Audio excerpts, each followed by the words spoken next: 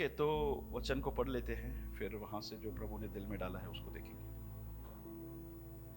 जब वे वहां से चल दिए तो यीशु यूहन्ना के विषय में लोगों से कहने लगा, तुम जंगल में क्या देखने गए थे? क्या हवा से हिलते हुए सरकंडे को? पिछले दिनों में हमने इस बात को देखा था कि यूहन्ना बपतिस्मा दाता जो है अपने चेलों को भेजता है और यीशु से पूछवाता है कि क्या आने वाला मसीह तू ही है? यीशु मसीह यूहन्ना को विश्वास को बढ़ाता है, कहता है कि जो तूने देखा था उसमें कोई गलती नहीं थी। फिर एक और बार कुछ ऐसा करके यूहन्ना के चेलों को बताता है, जाके यूहन्ना को कह दो कि वो विश्वास में बना रहे, है ना। वहां से हमने एक लेसन लिया था, विश्वास में बने रहना परमेश्वर हमसे चाहता है। हमने शुरू तो कर दिया है मसीह दौड़, लेकिन हमको खत्म उसी तरीके से करना भी है। हालेलुया। फिर आगे जब यूहन्ना के चेले चले जाते हैं तो आगे की घटना है। जब वे वहां से चल दिए तो यीशु यूहन्ना के विषय में लोगों से कहता है, तुम जंगल में क्या देखने गए थे? क्या हवा से हिलते हुए सरकंडे को? क्या किसी ऐसे व्यक्ति को जो कॉम्प्रोमाइजर था? क्या किसी ऐसे व्यक्ति को जिसको थोड़े से चीजों की वजह से हिलाया जा सकता था? नहीं, यूहन्ना के बारे में यीशु कह रहा है वो ऐसा नहीं था। फिर तुम क्या देखने गए थे? क्या कोमल वस्त्र पहने हुए मनुष्य को? देखो, जो कोमल वस्त्र पहनते हैं वे राजभवनों में रहते हैं। तो फिर क्यों गए थे? क्या किसी भविष्य वक्ता को देखने को गए थे? यीशु कहता है यूहन्ना के बारे में, हां मैं तुमसे कहता हूं, वरन भविष्य वक्ता से भी बड़े को। क्या बोला? भविष्य वक्ता के भी बड़े को। यह वही है जिसके विषय में लिखा है कि देख, मैं अपने दूत को तेरे आगे भेजता हूं, जो तेरे आगे तेरा मार्ग तैयार करेगा। मैं तुमसे सच कहता हूं कि जो स्त्रियों में जन्मे हैं उनमें से यूहन्ना बपतिस्मा देने वाले से कोई बड़ा नहीं हुआ, लेकिन जो स्वर्ग के राज्य में छोटे से छोटा है वह उससे भी बड़ा है। हम स्पष्ट यीशु मसीह के मुंह से यूहन्ना के बारे में तारीफ को सुन पाते हैं। वो लोगों से कहता है कि स्त्रियों में जितने भी जन्मे हैं, यूहन्ना बपतिस्मा दाता से कोई भी बड़ा भविष्यवक्ता नहीं है। जब यीशु मसीह ने कहा कि यूहन्ना बपतिस्मा दाता से कोई भी बड़ा नहीं है, तो इसका मतलब क्या? क्या वो दानियल से भी बड़ा है? क्या वो यशाया से भी बड़ा है?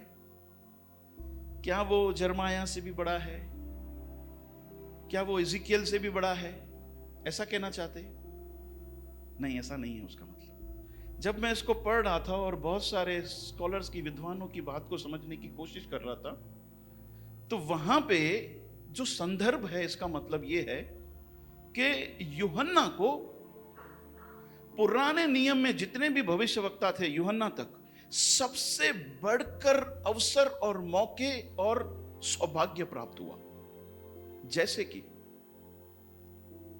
कि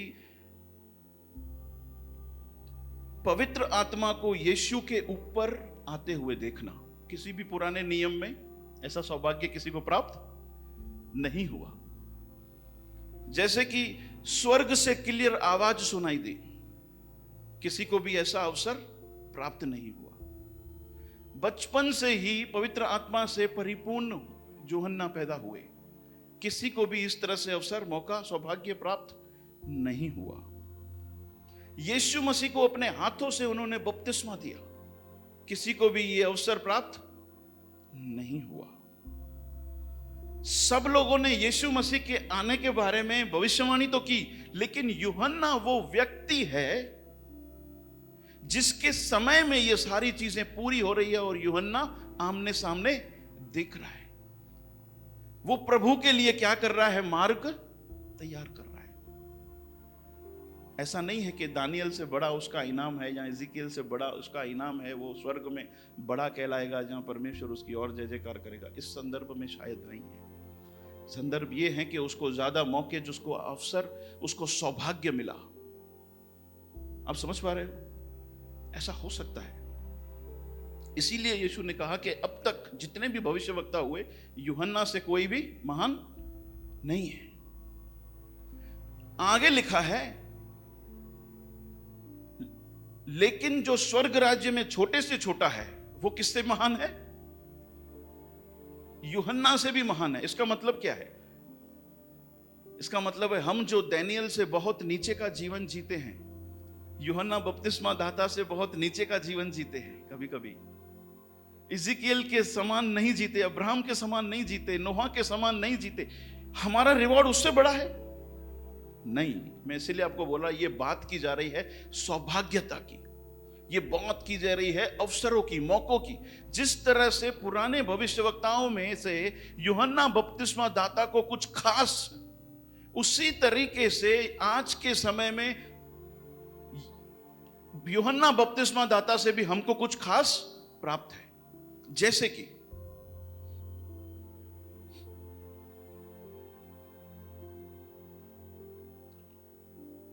पुराने नियम में किसी के अंदर पवित्र आत्मा नहीं आया।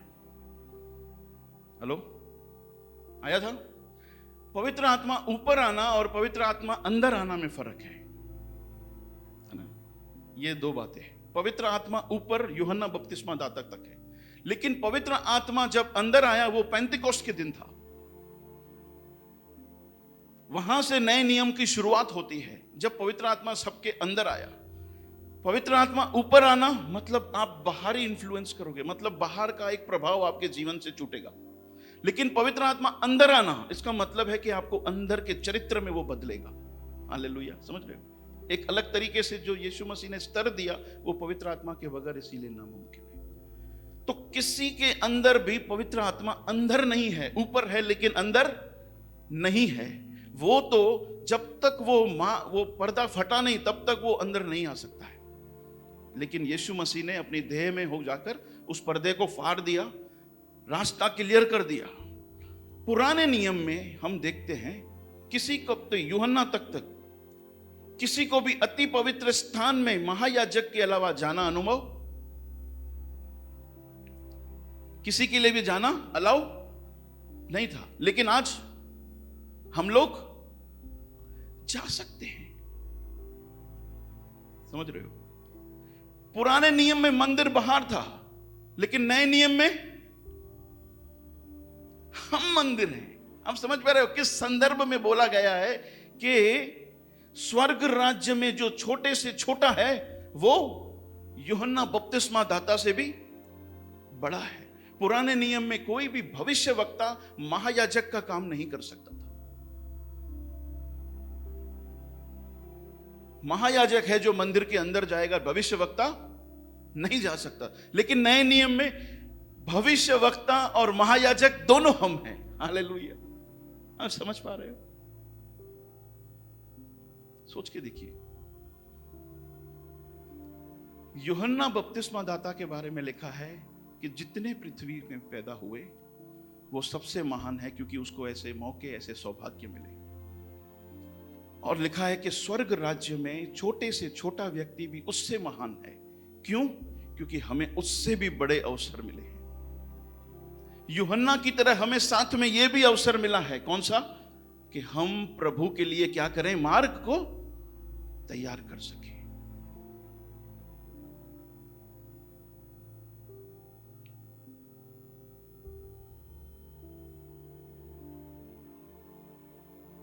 ये सब कारण है जिसकी वजह से प्रभु ने कहा कि स्वर्ग राज्य में छोटे से छोटा भी, अपने बजोट पड़ोसी को देख को बोलो, छोटे से छोटा भी महान इसीलिए है कि उसको मौका और उसको सौभाग्य उससे ज्यादा मिला है। लेकिन ये यूहन्ना बपतिस्मा दाता, उसको जो मौका मिला, उसको जो सौभाग्य मिला, याद रखना वो महान इसीलिए हुआ क्योंकि जो उसको मिला उसके ऊपर वो बना रहा। हालेलुया। उसका काम था परमेश्वर के राज्य के लिए लोगों को तैयार करना, उसके मार्ग को तैयार करना। उस समय यूहन्ना को यह मौका मिला। आज ये मौका किसके पास है? यूहन्ना महान कहलाया क्योंकि जो उसको मौका मिला, जो उसको सौभाग्य मिला, उसको क्या किया? उसने थाम लिया, धर लिया, पकड़ लिया। इसीलिए वो महान कहलाया। हम भी महान, हम भी जैसे यीशु कहना चाहता है, इसीलिए बनेंगे जब हम लोग उन मौकों को धर लेंगे, उन सौभाग्य को जो हमें प्राप्त है धर लेंगे।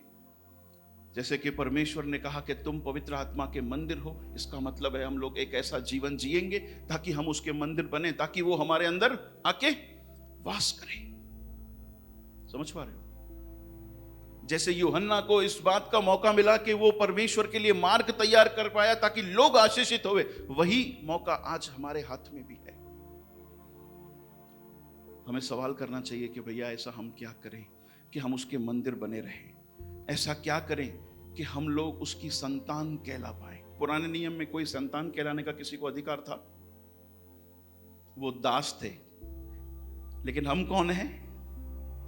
पुराने नियम में किसी को भी संतान कहलाने का अधिकार नहीं है। समझ पा रहे हो किस संदर्भ में लिखा है? हमें सवाल करना चाहिए, भैया क्या करें, कैसा क्या करें प्रभु कि हम तेरे निरंतर संतान कहलाएं, निरंतर हम तेरे याजकता का काम कर पाए, निरंतर तेरी हुजूरी में हम बने रह पाए। और भी बहुत सारे सौभाग्य हमें प्राप्त हैं नए नियम के अंदर। लेकिन जैसे यूहन्ना उस समय परमेश्वर के लिए मार्ग तैयार करने के लिए आया, आज वो काम किसका है? बोलो मेरा है। वो किसको सौंपा गया है? अभी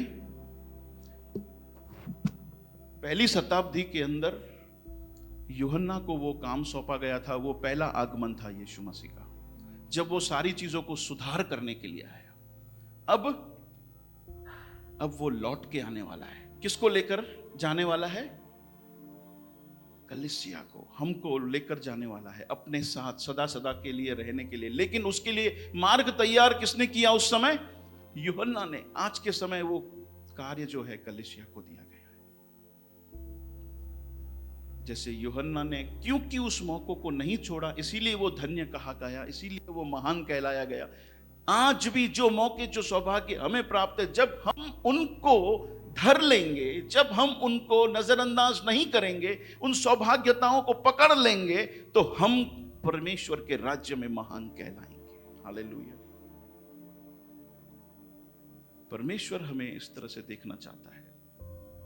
इसीलिए पवित्र आत्मा ने वहां पर वो बात लिखाई कि स्वर्ग राज्य में जो छोटे में छोटा है, वो यूहन्ना से भी वहां पे बड़ा कहलाएगा, महान कहलाएगा। परमेश्वर उसकी तारीफ करेगा। हालेलुया।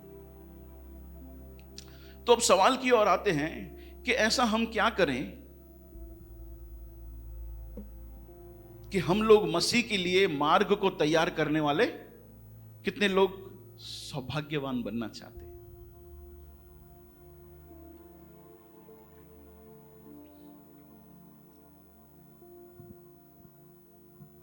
उसके लिए एक काम जरूरी है कि जो काम मुझे सौंपा गया है मैं उसको करूं। तो सवाल आ जाता है, ऐसा मैं क्या करूं कि मैं भी अपनी दौड़ को पूरा कर सकूं, जो काम मुझे दिया गया है उसे मैं कर सकूं। आसान है? समझ पा रहे हो? समझ पा रहे हो? अभी तक मैंने आपको बताया क्या क्या। यूहन्ना को भविष्यवक्ता पुराने नियम से जितने भी थे, उनको क्यों महान कहा गया।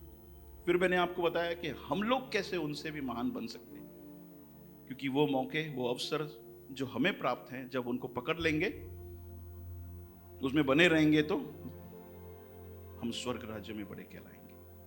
वो अवसर, वो मौके जो है उस संदर्भ में है।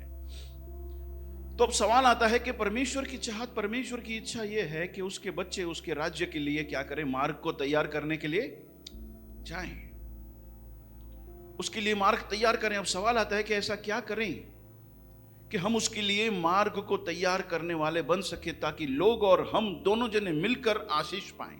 हालेलुया। समझ रहे हो? उस समय वो काम यूहन्ना का था, आज ये हमारा है। तो क्या कर सकते हैं? हमें यह सवाल करना चाहिए कि पहली शताब्दी के अंदर यूहन्ना बपतिस्मा दाता ने क्या किया।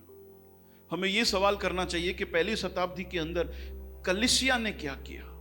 हमें यह सवाल करना चाहिए कि पहली शताब्दी के अंदर जो चेले थे उन्होंने क्या किया। यीशु मसीह के लिए मार्ग तैयार करने के लिए उन्होंने क्या किया ताकि लोग आशीष पा सके। यूहन्ना ने क्या किया?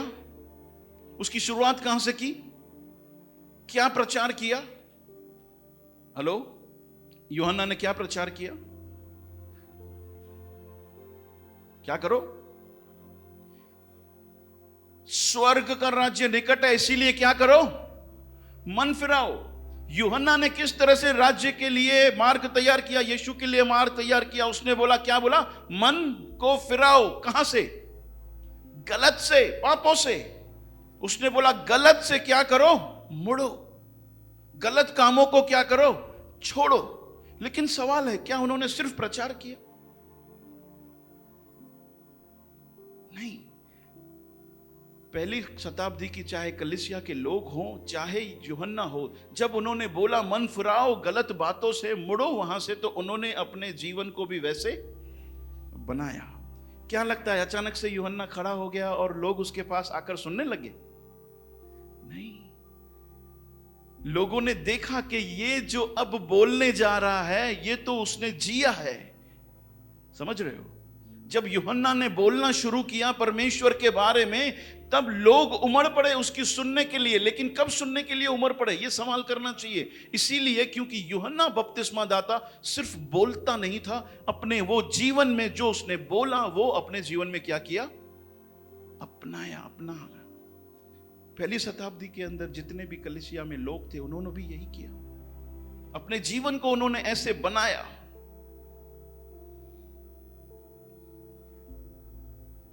जब हम, मेरे प्यारों, अपने जीवन को ऐसा बनाएंगे ना, तो लोग अपने आप से सुनने के लिए आएंगे, अपने आप से वो प्रभावित होंगे। हालेलुया। अपने आप पड़ोसी को बोलो, अपने जीवन को ऐसा बनाना है कि तेरा मुंह से ज्यादा तेरा जीवन बोलने पाए। हालेलुया, आमीन। समझ पा रहे हो? बहुत सारे गलत काम से मुंह मोड़ना जरूरी है अगर हम उसके लिए मार्ग तैयार करना चाहते हैं तो, है ना? व्यभिचार, झूठ, लालच, महाराजों के पास जाना, पुछाने करना, गालियां देना, शराब पीना, तंबाकू चबाना, बीड़ी पीना, सिगरेट पीना, गालियां देना, सोशल मीडिया पे ओवर लिमिट समय बिताना। आपको पता है हमारा परमेश्वर जो है वो जलन रखने वाला परमेश्वर है। जलन रखने वाला परमेश्वर है का मतलब क्या है?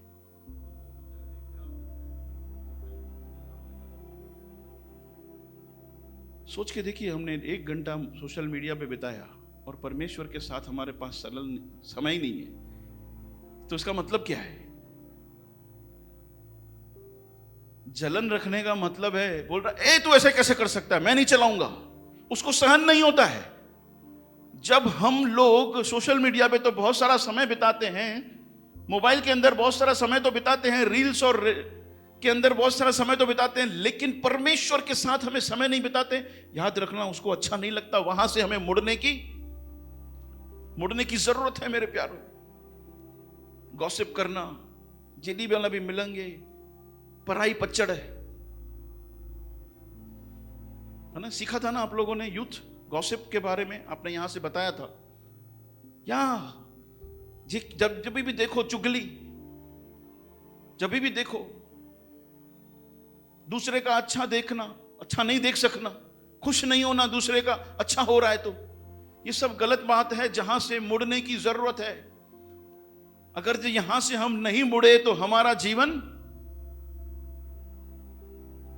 इस तरह से नहीं बन पाएगा कि लोग प्रभावित होए। हम लोग परमेश्वर के राज्य के लिए, उसके राज्य के लिए मार्ग को तैयार करने वाले नहीं बन सकते। फिर परमेश्वर चाहता है, यूहन्ना के लिए उसने चाहा कि वो उसके मार्ग के लिए तैयार कर पाए। उसको वो अवसर मिला, याद रखना, उसको वो सौभाग्य मिला, उसने पकड़ लिया। पहली शताब्दी के लोगों को यह अवसर मिला, उन्होंने पकड़ लिया। आज ये अवसर, ये सौभाग्य हमारे पास है कि हम उसके लिए मार्ग तैयार करें। कैसे कर सकते हैं? यूहन्ना ने बोला मन फिराओ, गलत चीजों को छोड़ो। लेकिन सिर्फ उसने बोला नहीं, उसने किया भी। हालेलुया, समझ पा रहे हो? गलत तरीकों को छोड़ो। हाँ भैया, वादा नहीं है ना, इसमें क्या है? परमेश्वर की राज्य की महिमा तो हो रही है ना। नहीं, परमेश्वर के राज्य के काम जो है उसके तरीकों से होने चाहिए। गलत मकसदों को छोड़ो, क्योंकि इस मन फिराव के अंदर, ये गलत छोड़ने के अंदर बहुत सारी चीजें शामिल है। गलत काम ही नहीं, गलत तरीके भी शामिल है, गलत मकसद भी शामिल है। हमारे करियर के अंदर हम अगर जो कुछ बनना चाहते हैं तो सवाल है क्यों बनना चाहते हैं, मकसद क्या है।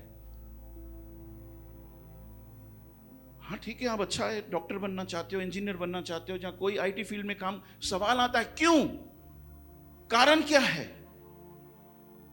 अगर जो वो मकसद सही नहीं है और उस मकसद के अंदर सेवा शामिल नहीं है, मेरे प्यारो, अपने आप से वो मकसद फिर गलत है।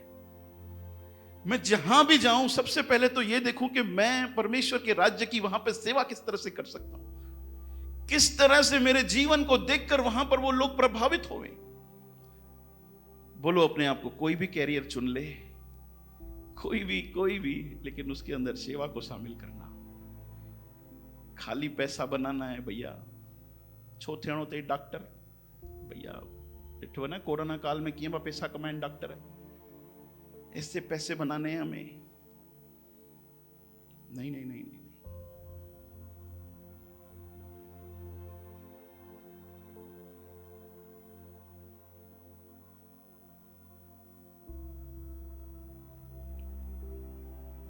क्यों लोग नहीं छोड़ पाते गलत कार्यों को, क्यों, कारण क्या है? क्योंकि फायदा है ना, सोशल मीडिया, मजा है ना, काम आसानी से हो जाते हैं ना, गलत तरीके अपनाने से काम आसानी से हो जाते हैं कि नहीं है?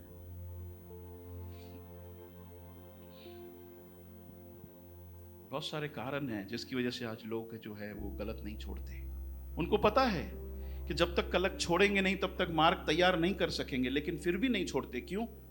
क्योंकि इसके अंदर मजा है, क्योंकि इसके अंदर क्योंकि इसके अंदर फायदा है, क्योंकि ये रास्ते आसान हैं गलत तरीके के। बहुत बार बहुत सारे लोग गलत इसीलिए नहीं छोड़ पाते क्योंकि दूसरा व्यक्ति को देखते हैं, भाई ये नथी करे मां छो क्या, ये नथो करे मां छो क्या। बहुत सारे समय पे अकेले होने का डर हो जाता है,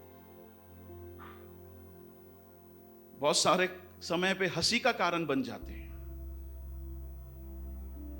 ग्रुप से निकाल दिया जाता है, अलग अलग टैग दिए जाते हैं। टैग मतलब क्या बोलते हैं?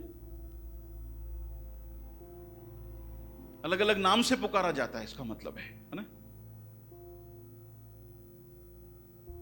बुड्ढो है क्या, बुड्ढी हो गई है ना, सत्संग में जा रही है, ये उम्र में सत्संग पे जा रही है। अलग अलग कौन से जमाने में जी रही है भैया? ओल्ड फैशन वाली लड़की है, ओल्ड फैशन वाला लड़का है।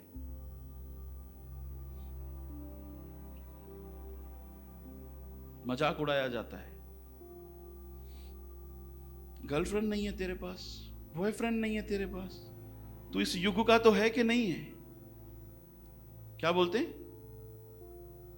जैसे बड़ा महान काम करते हैं वो लोग, जैसे परमेश्वर की नजर में वो परमेश्वर कहते शाबाश मुझे पुट्टा मुंजी दी है, शाबाश, क्या जोरदार पृथ्वी पे काम किया तुमने। ऐसा बोलेगा परमेश्वर? हैं? ऐसा बोलेगा?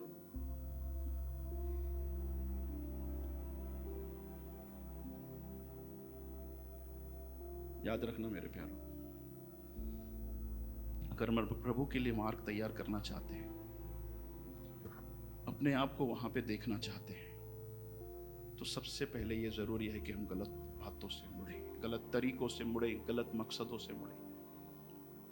फिर चाहे कितना भी फायदा हो, मुड़ना है। फिर चाहे कितना भी नुकसान हो, मुड़ना है। फिर कितना भी मजा आ रहा हो, मुड़ना है। चाहे फिर कोई साथ में रहे ना रहे, मुड़ना है। फिर चाहे कोई समझता हो कि ना हो, बोलो मुड़ना है। चाहे कोई दूसरा करता हो कि ना करता हो, मुड़ना है। चाहे कितने भी टैग मिल जाएं, कितने भी थप्पे लग जाएं, तू ऐसा है, तू वैसा है, मुड़ना है। हालेलुया। क्यों मुड़ना है? क्योंकि हमारा ऑडियंस कौन है? हैं? अपने पड़ोसी को बोलो, तेरा ऑडियंस कोई पास्टर नहीं है, तेरा दोस्त नहीं है, तेरा पड़ोसी नहीं है, तेरा मम्मी नहीं है, तेरा पप्पा नहीं है, तेरा ऑडियंस परमेश्वर है। हालेलुया। वो चाहता है इस अवसर को, इस मौके को तू थाम ले। हालेलुया। इसको नजरअंदाज मत कर। मेरे प्यारो, याद रखना, जिस दिन हम वहां पे खड़े रहेंगे ना, तो कोई मम्मी पापा दोस्त दादी दादा दादी कोई खड़ा रहने वाला, जो ये दोस्त चिढ़ाते हैं ना, वो भी खड़े नहीं रहने, बचाने आने वाले। किसको खुश करने के लिए हम लोग सारी चीजें करते हैं, और क्या पाने के लिए? दुनिया की चीजें पाने के लिए हम लोग कॉम्प्रोमाइज भी कर देते हैं, और इतने बड़े अवसर, इतने बड़े मौके को हम लोग गवा देते हैं। वहां पर जाकर हम लोग क्या करेंगे? कौन सा सौदा करके आए?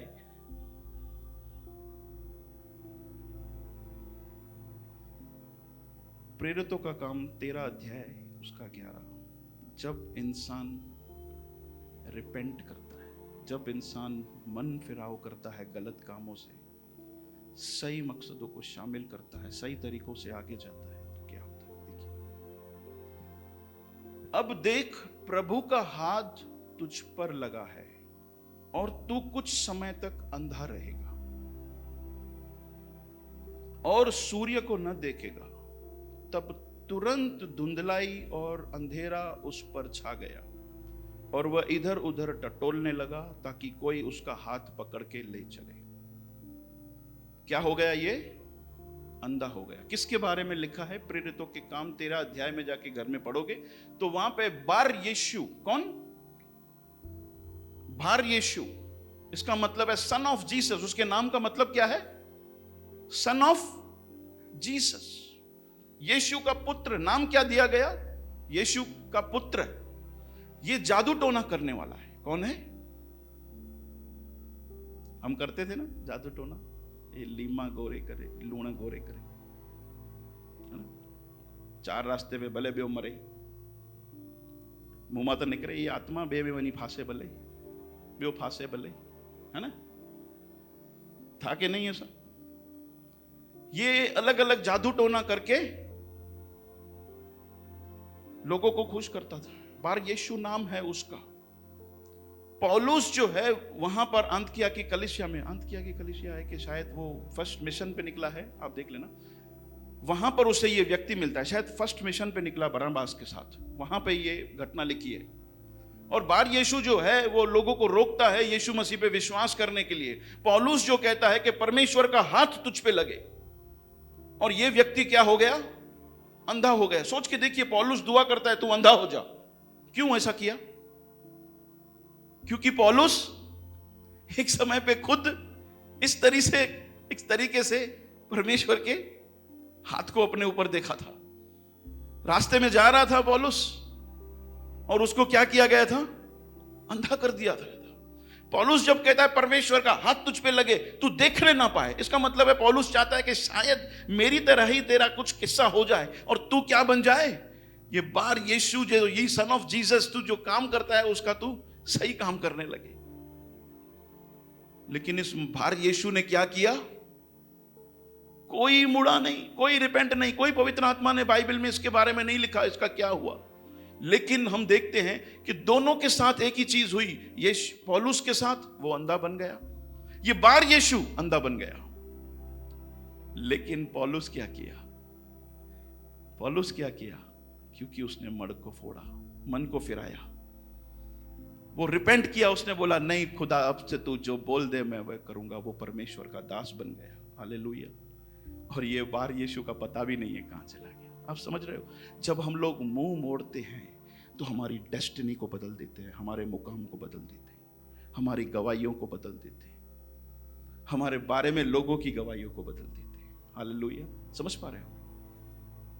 हम लोग अगर ये परमेश्वर के राज्य का मार्ग तैयार करना चाहते हैं, जरूरी है पहले हमारे जीवन में जो भी कुछ गलत हो रहा है वहां से रिपेंट करें।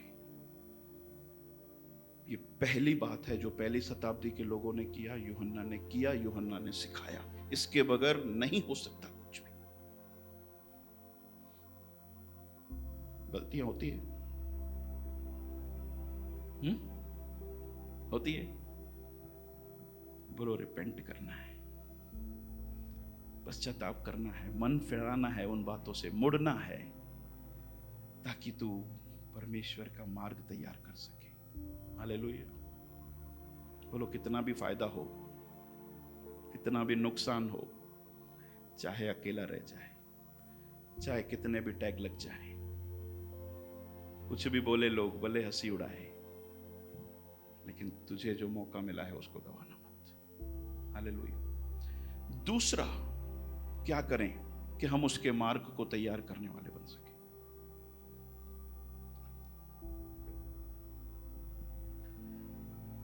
दूसरा क्या किया यूहन्ना ने, पहली शताब्दी के लोगों ने, यूहन्ना ने कहा मन फिराओ, परमेश्वर का राज्य निकट है। लेकिन हम ध्यान से पढ़ेंगे तो यूहन्ना ने बोला मन फिराओ के क्या करो, योग्य फल लेकर आओ। क्या बोला? सिर्फ मन फिराओ नहीं, बोलो सिर्फ गलत को छोड़ो नहीं, लेकिन मन फिराओ के फल, मतलब तुम्हारे जीवन में तुम्हें गलत को भी छोड़ना है, लेकिन तुम्हारे जीवन को अच्छाइयों को जोड़ना भी है। बहुत सारे लोग सिर्फ गलत को छोड़ देते हैं और कुर्सी पे बैठ जाते हैं, भैया मैं कुछ गलत तो नहीं कर रहा, कुछ गलत तो नहीं कर रहा, कुछ गलत तो नहीं कर रहा। नहीं भाई, ये अधूरा है। अगर जो तू परमेश्वर के मार्ग को तैयार करना चाहता है, उसके राज्य के लिए तैयार करना चाहता है उसके मार्ग को, तो गलत को छोड़ना है और अच्छाइयों को अपने जीवन में, भलाइयों को अपने जीवन में साथ में अपनाना भी है। हालेलुया। उसको जोड़ना भी है। प्रेम को जोड़ना है। किन बातों को जोड़ना है? बोलो प्रेम को जोड़ना है, माफी को जोड़ना है, धीरज को जोड़ना है, महिमा को भी जोड़ना है। वो भले लंदन में बैठे हैं,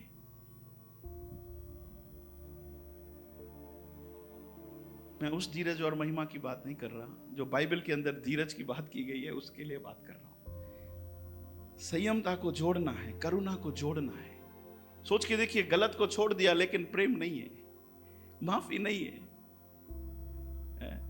करुणा नहीं है, भलाई नहीं है, संयम नहीं है, भाईचारा नहीं है, ईमानदारी नहीं है।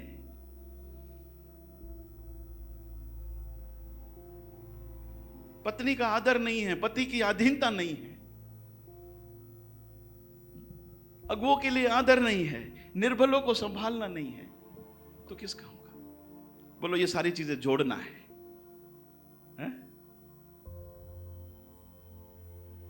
सिर्फ गलत को छोड़ना नहीं है, लेकिन अच्छाइयों को जोड़ना भी है, अगर हम मार्ग तैयार करने वाले बनना चाहते हैं तो। हमने कहा प्रेम को जोड़ना है, मतलब क्या है? निकालिए 1 कुरिन्थी 13 अध्याय, उसका 4 से लेके 7 वचन। प्रेम को जोड़ना है का मतलब क्या है?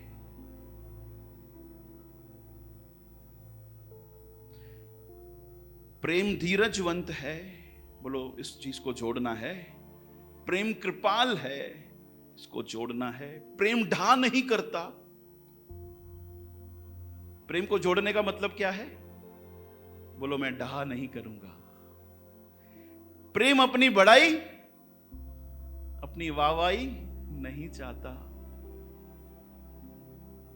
फूलता नहीं है, फलता है मेरी तरह, लेकिन फलता समझ गए ना? ठीक है, अच्छा है, जो समझ गए वो अन्य रीति नहीं चलता, वह अपनी भलाई नहीं चाहता, वो झुंझलाता नहीं है, वो बुरा नहीं मानता, कुकर्म से आनंदित नहीं होता, परंतु सत्य से आनंदित होता है। प्रेम को जोड़ना है, बोलो प्रेम को जोड़ना है। Hallelujah, hallelujah. 7 लिखा है, वह सब बातें सह लेता है, सब बातों की प्रतीति करता है, सब बातों की आशा रखता है, सब बातों में धीरज करता है। प्रेम झगड़ा नहीं करता, प्रेम डहा नहीं करता, प्रेम माफी देता है, प्रेम धीरज धरता है। हालेलुया। मैं जानता हूं मेरे प्यारों, हमारे अड़ोस पड़ोस में बहुत सारे ऐसे लोग हैं जो हमें तकलीफ देते हैं, परेशान करते हैं, चोट पहुंचाते हैं, हमारे दिल को दुखाते हैं, फायदा उठाते हैं। सही बात है, बहुत मुश्किल है ऐसे समय में प्रेम करना, ऐसे समय में उनको माफ करना, है ना? आसान है? आसान है? आसान लग रहा है? बोलो अपने आप को, लेकिन फिर भी परमेश्वर तुझसे यही चाहता है। हालेलुया। फिर भी परमेश्वर तुझसे ऐसा ही चाहता है। हार्ड है, लेकिन फिर भी तुझसे परमेश्वर ऐसा ही चाहता है। हम अपने आप को कह सकते हैं कि वो मेरे उस बाप का बेटा या बेटी है जिसने मुझसे बड़ा प्यार किया। हालेलुया। समझ रहे हो? समझ रहे हो? गलत को छोड़ना नहीं है, सिर्फ जीवन में भलाइयों को भी अपनाना है। हालेलुया। मैंने कहा कि निर्बलों को संभालना है। इसका मतलब क्या? निर्बलों को संभालने का मतलब क्या है? पढ़ेंगे, कुछ वचन पढ़ते हैं जल्दी से। मत्ती रचित सुसमाचार 17 अध्याय 24 से लेकर 27। थोड़ा जल्दी से वचन निकाल दीजिए। जब वे कफरनहूम में पहुंचे तो मंदिर के लिए कर लेने वालों ने पतरस के पास आकर पूछा कि क्या तुम्हारा गुरु मंदिर का कर नहीं देता? उसने कहा, हां देता तो है। जब वह घर में आया तो यीशु ने उससे पूछने से पहले ही उससे कहा, हे शमौन, तू क्या समझता है कि पृथ्वी के राजा महसूल या कर किन से लेते हैं, अपने पुत्रों से या परायों से?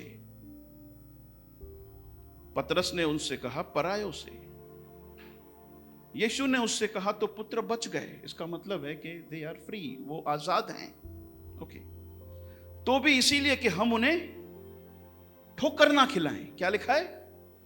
फिर भी हम उन्हें ठोकर ना खिलाएं। तू झील के किनारे जाकर बंसी डाल, जाल डाल, और जो मछली पहले निकले उसे ले, तो तुझे उसका मुंह खोलने पर एक सिक्का मिलेगा।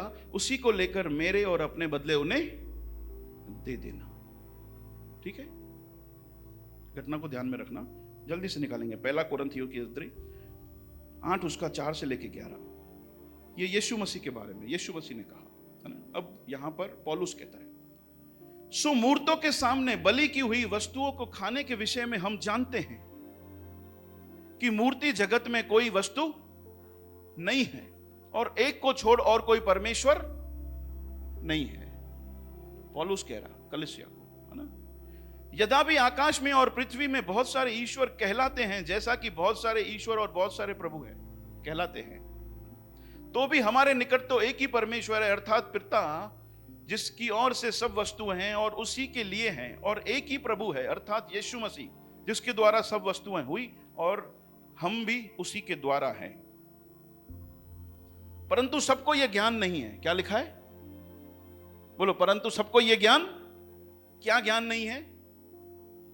कि भैया मारुति जगत में कोई चीज नहीं है। सबको यह ज्ञान नहीं है। कुछ समझते हैं वो, परंतु कितने तो अब तक मूर्तों को कुछ समझने के कारण मूर्तों के सामने बलि की हुई कुछ वस्तुओं को समझकर खाते हैं, क्योंकि उनको ज्ञान नहीं है कि मूर्ति जगत में कुछ है ही नहीं, वो कुछ प्रभाव नहीं डाल सकती, और उनका विवेक निर्बल और अशुद्ध है।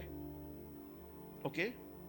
भोजन हमें परमेश्वर के निकट नहीं पहुंचाता। यदि हम ना खाएं तो हमारी कुछ हानि नहीं, और यदि खाएं तो कुछ लाभ नहीं, पौलुस कहता है। और एक जगह पर कहता है कि हम लोग यीशु मसीह के नाम से दुआ करके खाते हैं तो सारी चीजें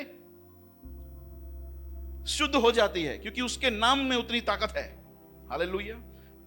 परंतु चौकस रहो, यहां पे लिखा है, पौलुस कहता है, परंतु चौकस रहो, ऐसा ना हो कि तुम्हारी ये स्वतंत्रता, तुम्हारी ये आजादी कहीं निर्बलों के लिए ठोकर का कारण हो जाए। क्योंकि यदि कोई तुझे ज्ञानी को मूर्ति के मंदिर में भोजन करते देखे और वह निर्बल जन हो, तो क्या उसके विवेक में मूरत के सामने बलि की हुई वस्तु के खाने का हियाव न हो जाएगा? उसको ऐसा नहीं लगेगा कि हां कुछ है, क्योंकि ये व्यक्ति खा रहा है।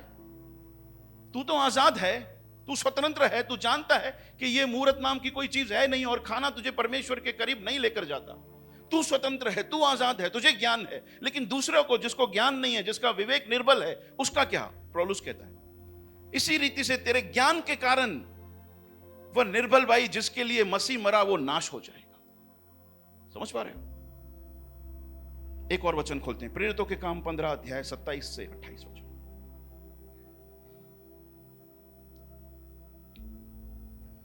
और हमने यहूदा और सिलास को भेजा जो अपने मुंह से ये बातें कह देंगे। ध्यान से सुनिए, पवित्र आत्मा को, किसको किसको?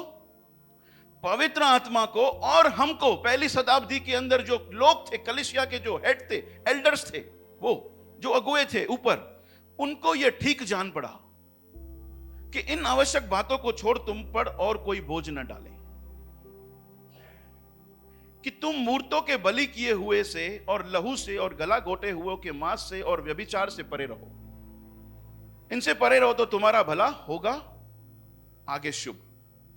पहली कलीसिया के अंदर जो कलीसिया स्थापित हो गई, जो एल्डर्स थे यरूशलेम में, वो लोग क्या बोलते हैं? वो लोग पत्री लिख के भेजते हैं दूसरी कलीसिया में, अंतकिया की कलीसिया में, कि किससे दूर रहो? लहू से दूर रहो। मूर्तों को जो बलि की हुई मांस है उससे क्या करो? दूर रहो। व्यभिचार से दूर रहो। पुराने नियम में यहूदी लोग जो थे उनको ये व्यवस्था दी गई थी, लेकिन नए नियम के अंदर ऐसी कोई व्यवस्था नहीं है। हमारे लिए वचन कहता है कि हम लोग स्वतंत्र हैं, भोजन हमें परमेश्वर के निकट नहीं ले पाता। लेकिन फिर भी कलीसिया ने क्या बोला? पवित्र आत्मा को और हमको यह ठीक जान पड़ता है कि तुम क्या करो, इस बात का ध्यान रखो ताकि कोई ऑफेंड ना हो, ताकि कोई निर्बल जन ठोकर ना खाए। सोच के देखिए किन किन लोगों ने ध्यान रखा। यीशु ने ध्यान रखा कि निर्बल जन ठोकर ना खाए। दूसरा, पौलुस ने ध्यान रखा कि निर्बल जन ठोकर ना खाए। उसके बाद पवित्र आत्मा शामिल हुआ कि निर्बल जन ठोकर ना खाए। चौथा, पहली शताब्दी की कलीसिया में जो अगुए थे वो शामिल हुए कि निर्बल जन ठोकर ना खाए। ये लोग सब परमेश्वर के लिए मार्ग तैयार करने वाले लोग थे, और इन्होंने देखा कि यह बात जरूरी है कि अगर जो कोई व्यक्ति निर्बल है तो मैं उसके लिए ठोकर का कारण ना बनूं। सवाल है, जो व्यक्ति निर्बल है उसको संभालना चाहिए कि नहीं? है? निर्बलों को संभालने का मतलब क्या है? क्या समझ पा रहे हो इन सारे वचनों से? इन वचनों से समझ पा रहे हैं कि भले ही कुछ चीजों के अंदर तुम आजाद हो, कुछ चीजों के अंदर तुम स्वतंत्र हो, लेकिन फिर भी अगर ये दूसरा निर्बल है तो तेरा ध्यान रखना जरूरी है। समझ पा रहे हो? अगर मार्ग तैयार करने वाले हम बनना चाहते हैं तो ये बात शामिल हो जाती है। पिछले दिनों में हमारे यहाँ पे 2 साल पहले PFA का मीटिंग हुआ था, जिसमें हमारे पास्टर ब्लेसन प्रेसिडेंट हैं। कौन है? हमारे सीनियर पास्टर वहां के प्रेसिडेंट हैं। यहीं पर हमने सभा की थी।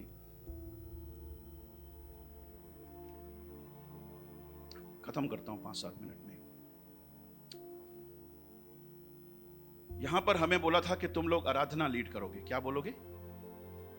याद है पिछले साल पास्टर लॉरेंस आए थे हमारे चर्च में कैंप के दौरान। उससे पहले PFA का मीटिंग हमारे बीच में हुआ था और हमने देखा था पास्टर लॉरेंस को, क्योंकि यहाँ पे आराधना सभा लीड की करने के लिए बोली गई थी। और हम लोग यहाँ पर प्रैक्टिस कर रहे थे। उस समय शायद जैकिशन भाई थे, सुमित था, मैं था, और कोई था नहीं, क्योंकि वो दिन वीकेंड्स का था, चालू दिन था, सब लोग ऑफिस का दिन था। हम लोग यहाँ पर क्या कर रहे थे? आराधना का प्रैक्टिस कर रहे थे। एक पास्टर आए, सीनियर पास्टर थे, वो आके बैठे। फिर जब हम लोगों ने आराधना को समाप्त कर दिया, प्रैक्टिस को समाप्त कर दिया, तो फिर मैं वहां पे जाके बैठ गया। और फिर मैंने देखा कि वो पास्टर आए, उन्होंने अपने जूतों को उतार दिया। क्या किया? अपने जूतों को उतार दिया और यहां पर आए प्रार्थना करने के लिए। मैंने देखा क्या हो रहा है। फिर थोड़ी देर के बाद पास्टर ब्लेसन आए, उन्होंने अपने जूतों को उतार दिया और यहां पे खड़े हो गए। मैंने अपनी टीम को बोला, जूतों को उतार दो। क्या बोला? क्या बोला? हम आजाद हैं? कोई रोक है? नहीं। वो मुझे खुशी है उस समय मेरी टीम ने मेरे साथ कोई तर्क नहीं किया, कोई सवाल नहीं पूछे। उन्होंने बोला अगुआ बोल रहा है, काफी है, काफी है। तर्क नहीं करना है, मैं ऐसा नहीं बोल रहा हूं, तर्क करो। सोच के देखो, उस दिन हम लोग अपनी स्वतंत्रता को ऊपर रखते तो क्या होता। मैं देख पा रहा था कि जितने भी पीएफए के मीटिंग के अंदर आए थे, जिन्होंने सबको चप्पल साइड में रख दिया। उन्होंने खड़े थे, चप्पल पहनना हमारे अंदर यहाँ पे अलाउड है, खड़े थे फिर भी जूता उतार दिया। हमको होशियारी मारने की जरूरत नहीं थी, हम आजाद हैं। वचन कहता है निर्बलों को संभालने वाला बन। हालेलुया। समझ रहे हो, समझ पा रहे हो?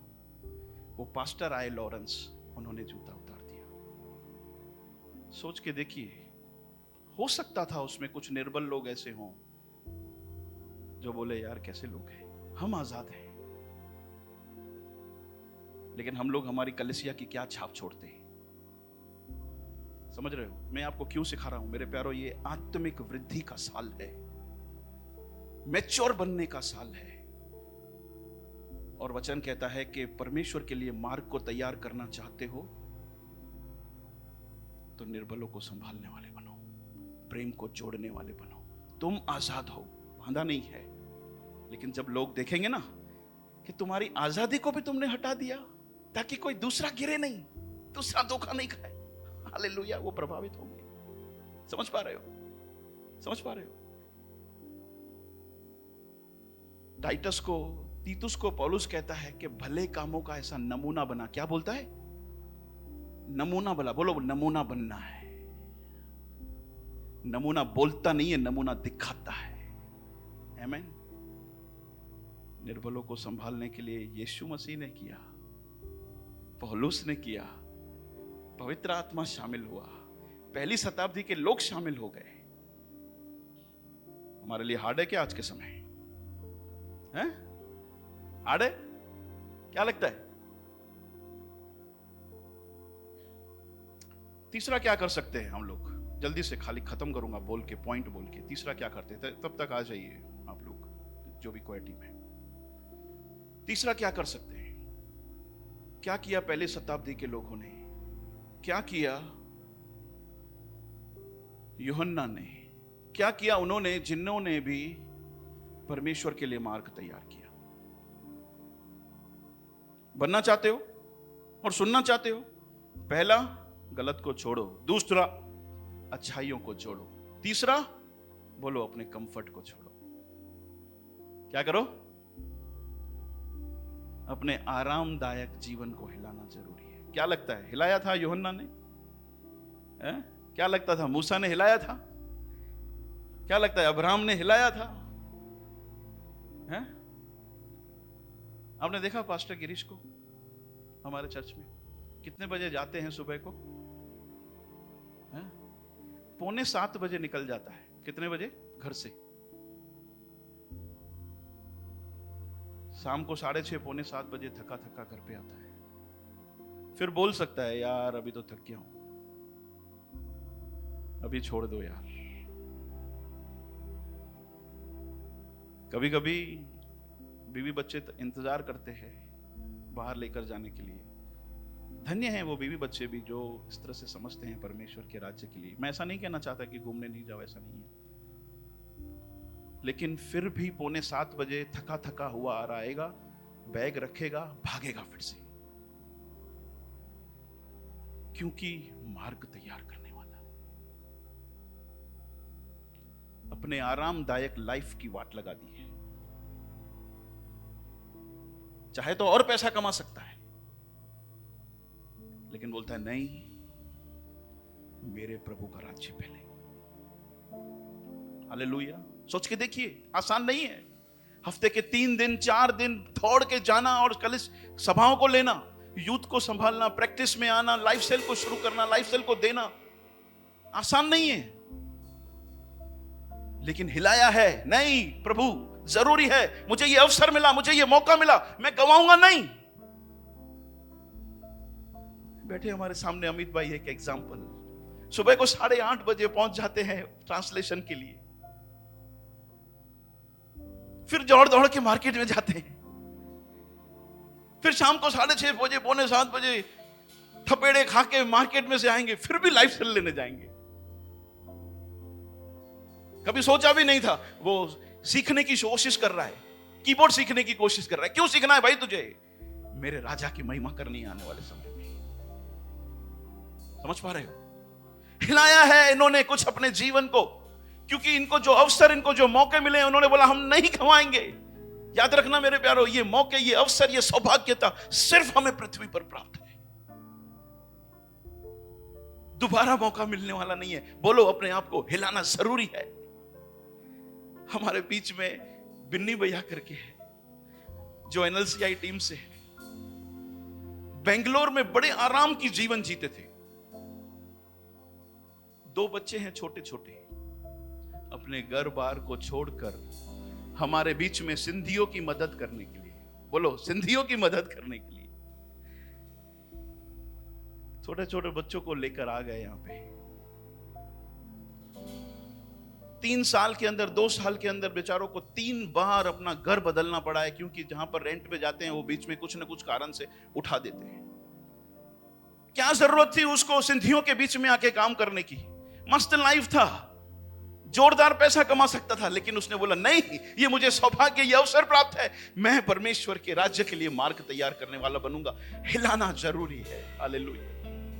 ऐसा कौन व्यक्ति है जिसने अपने आप को हिलाया नहीं, जिसने अपने आप के कंफर्ट जोन को छोड़ा नहीं? हर एक जना जिसने कंफर्ट जोन को छोड़ा है, उसने परमेश्वर के राज्य के लिए मार्ग को तैयार किया है मेरे प्यारो। और हमारे सबसे बड़े महायाजक, हमारे खुदा, हमारे परमेश्वर यीशु ने भी चाहता तो वो स्वर्ग में बैठा रह सकता था, लेकिन उसने हिलाया अपने आप को। उसने बोला नहीं, मैं चाहूंगा मेरे बच्चों के लिए। आमीन, हालेलुया।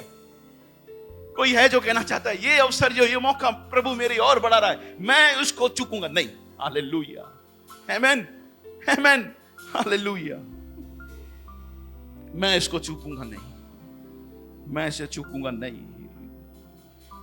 पौलुस तिमोथी की पत्री में लिखता है कि 2 तरीके के बर्तन घर पे हैं। कितने? एक सोनी चांदी के और दूसरे अनादर के बर्तन। कौन से बर्तन तुम बनना चाहते हो? अपने कंफर्ट में रहना चाहते हो? गलत में ही मजा उठाना चाहते हो? नहीं जोड़ना चाहते कुछ अच्छाइयों को, भलाइयों को? कभी हम उसके लिए मार्ग तैयार करने वाले नहीं बन पाएंगे मेरे प्यारों। लेकिन अगर जो हिला दिया तो मैं आपको गारंटी लेकर देता हूं, खुदा उस दिन तुम्हारे लिए तालियां बजाएगा। हालेलुया। क्योंकि तुम लोगों ने अपने आप को बैठाने के लिए मजबूर नहीं किया। बोला नहीं, मुझे ये अवसर जो मौका मिला है, मैं उसको छोड़ नहीं सकता। यूहन्ना के पास भी मौका आया, उसने बोला नहीं, मैं छोड़ूंगा नहीं। हर एक उस व्यक्ति के पास जिसने मार्ग तैयार किया है, उनके पास मौका आया, उन्होंने बोला नहीं, मैं छोड़ूंगा नहीं। हालेलुया। कोई है जो कहना चाहता है प्रभु ये अवसर, ये सौभाग्य मुझे प्राप्त हुआ है, मैं कैसे स्वार्थी बना रह सकूं, मैं कैसे प्रेम ना करूं, मैं कैसे माफी को ना दूं, मैं कैसे बैठा रहूं केवल?